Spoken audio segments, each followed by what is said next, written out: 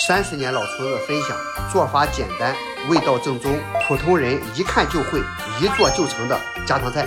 大家好，今天给大家分享一道原汁原味不加一滴水的盐焗海螺。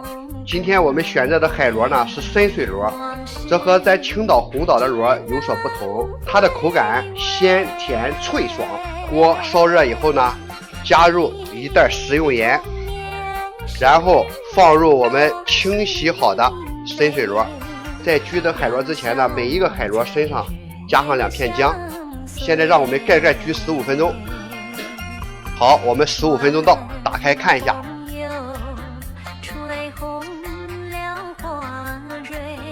这一道真正的原汁原味的盐焗海螺好了，还想学什么？评论区告诉我。